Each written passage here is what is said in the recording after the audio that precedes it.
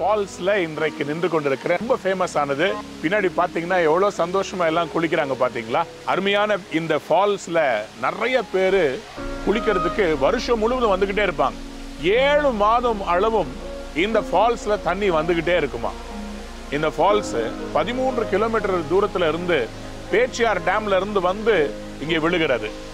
கிட்டத்தட்ட 300 அடிக்கு மேல இருக்கிற அந்த ஒரே கல்லு மேல இருந்து 50 அடி கீழே விழுகிறது. இந்த தண்ணீர்ல குளிக்கிறது எவ்வளவு ஒரு சந்தோஷமான அனுபவம் இல்ல? அதிலும் விசேஷமா அந்த ஃபால்ஸ்ல அன்பான தேவனுடைய பிள்ளைகளே, இன்றைக்கு உங்களுடைய வாழ்க்கையிலும் கூட ஆண்டவர் உயரமான அவருடைய சிங்காசனத்திலிருந்து ஒரு நதியை உங்களை நோக்கி ஆண்டவர் அனுப்ப போகிறார். அந்த நதி எப்படிப்பட்ட நதி? அது வற்றி போகாத நதி, அது ஜீவ நதி. அந்த நதி உயரமான அவருடைய சிங்காசனத்திலிருந்து உங்களை மகிழ்விக்க உங்களை தேடி வருகிறது. சங்கீதத்திலே 46வது சங்கீதம் 4ஆம் வசனம் சொல்கிறது, There is a river whose streams make glad the city of God, the holy place where the Most High dwells. கர்த்தருடைய நகரத்தை சந்தோஷிப்பிக்கிற ஒரு நதி உண்டா? ஆண்டவராகிய கர்த்தர் வீற்றிருக்கிற நகரமாம் எருசலேமை சந்தோஷிப்பிக்கிற ஒரு நதி உண்டு.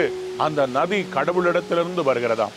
அன்பானவர்களே, இன்றைக்கு உங்களுக்கும் உங்க வாழ்க்கையில நீங்க கஷ்டத்துல இருக்கிறீங்களா, கடன்ல இருக்கிறீங்களா, வியாதியில இருக்கிறீங்களா? ஆண்டவர் உங்களுக்காக சந்தோஷத்தை கொண்டு வருகிற ஒரு நதியை கொண்டு வருவார். இந்த ஃபால்ஸ்ல தண்ணி வரலன்னு வச்சுக்கோங்களேன், இங்க வர்ற எல்லா டூரிஸ்டும் ரொம்ப ஏமாந்து போயிடுவாங்க. அது மாதிரி நீங்க கடந்த நாட்களில் ஏமாந்து போயிருக்கலாம். ஆனா இன்றைக்கு எப்படி இந்த ஃபால்ஸ்ல தண்ணி வரும்போது எல்லாரும் சந்தோஷமா குளிக்கிறாங்களோ அதே மாதிரி ஆண்டவர் உங்க வாழ்க்கையிலையும் இன்றைக்கு ஒரு சந்தோஷத்தை கொடுப்பாராக. உங்க வாழ்க்கையிலையும் மகிழ்ச்சி தருகிறது போல உங்க குடும்பமா சேர்ந்து எப்படி இங்கே எல்லாரும் வந்து இந்த தண்ணீர்ல குளித்து அவங்க சந்தோஷப்படுறாங்களோ அதே போல உங்களுடைய வாழ்க்கையிலும் இன்றைக்கு ஒரு சந்தோஷமான காரியம் நடக்க போகிறது. ஒரு நதி உண்டு. அந்த நதி உங்களை சந்தோஷப்படுத்த போகிறது. அந்த நதி உங்களை மகிழ்ச்சிக்குள்ளாக்க போகிறது.